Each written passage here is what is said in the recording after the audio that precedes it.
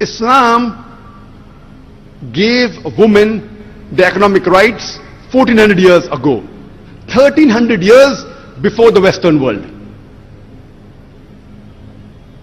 When the Quran was revealed, at the advent of the Prophet Muhammad Sallallahu Alaihi Wasallam, women, any adult woman, whether married or unmarried, she was allowed to own or disown the property without the permission of anyone else.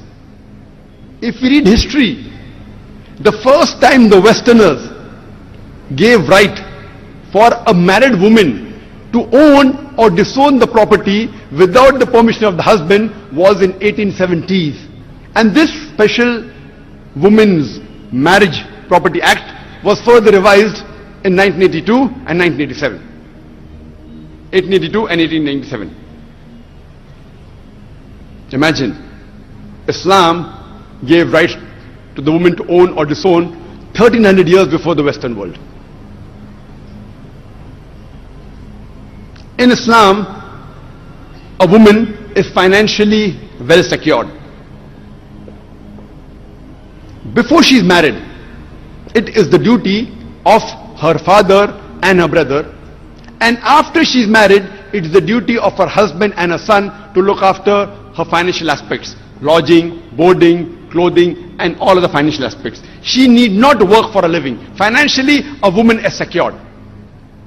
It is the duty of the man in the house to earn the living. The financial burden is put on the shoulders of the men in Islam. But if both the ends don't meet, and if the woman wants to work, she can work as long as it is within the purview of the Islamic Sharia. She maintains the hijab, and she follows the Quran and Sahih Hadith, because there is no verse in the Quran which prohibits a woman to work as long as it is not against the Quran and the Sahih Hadith. There are many professions which are prohibited for the woman. Those professions which exhibit the body, for example, modeling, acting, dancing, all these professions, they are haram for the woman. It's prohibited. Furthermore, there are many professions which are prohibited for the women as well as the men. For example, working in alcoholic bars, working in gambling den, doing dishonest business, cheating, bribing, all these are prohibited for both men and women. There are many professions which are noble, and we want the women to do. They can work in places which have got segregation of sexes, where the modesty is protected, where the hijab is maintained. They can take up noble professions such as teaching. They can become nurses and doctors. If I want my wife, my mother, my daughter to maintain a hijab but natural, we should make our women folk, some of them as doctors. But if we analyze in Islam, the woman is financially secured. She need not work for a living. It's the duty of the man to look after the financial burden. Before she is married, as I mentioned, it's the duty of the father and the son, the father and the brother, and after she is married, it's the duty of the husband and the son to look after her lodging, boarding, clothing, and all financial aspects. She need not work.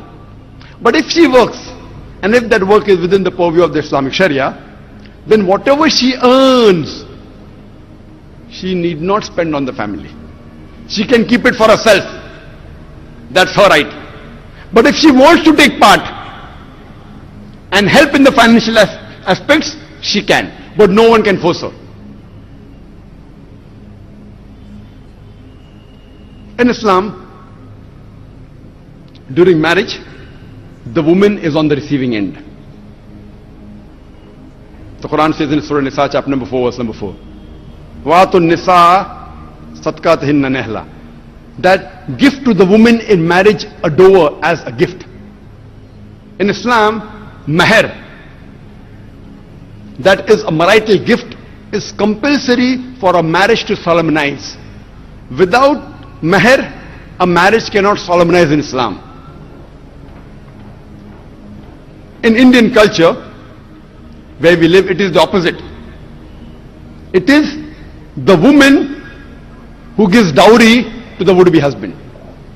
In Islam, it's opposite. It is the man who gives to the would-be wife mahr, a marital gift, a dower. But unfortunately, in the Muslim society, many of us have made it as a joke.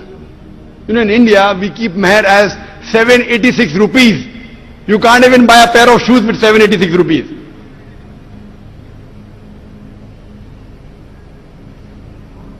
And for namesake, they keep 2000 rupees or 19 miskal.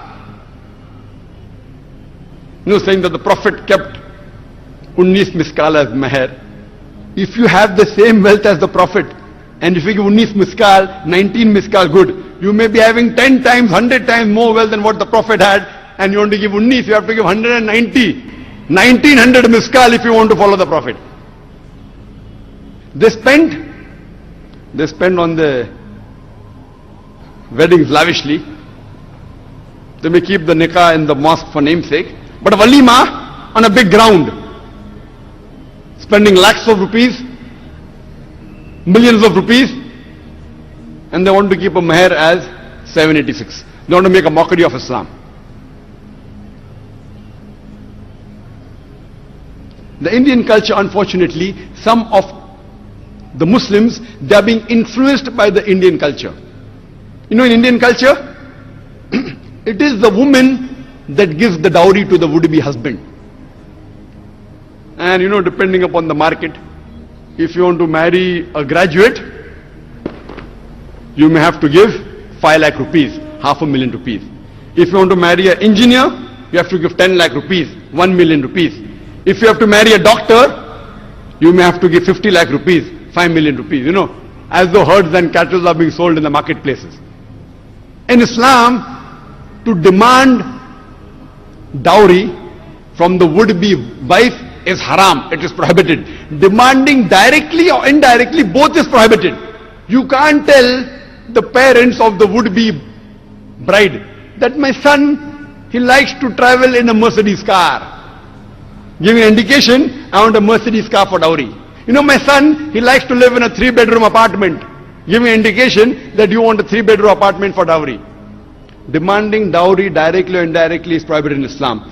If willingly, if the parents of the girl, the bride, want to give some gift to the daughter, there's no problem. But you cannot force or cannot ask or request directly or indirectly. It is prohibited in Islam.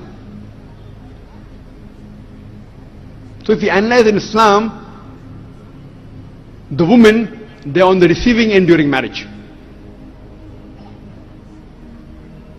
And furthermore, irrespective, the woman may be very rich, the wife may be very rich or she may be poor.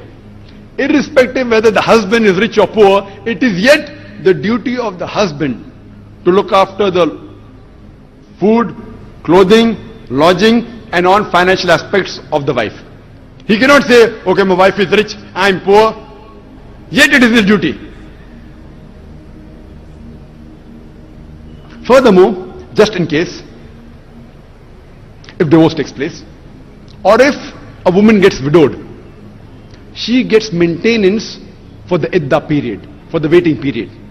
And if she's pregnant, it extends till she gives delivery of the child, till she gives birth of the child. And if the child is born, she even gets financial support till the child grows up.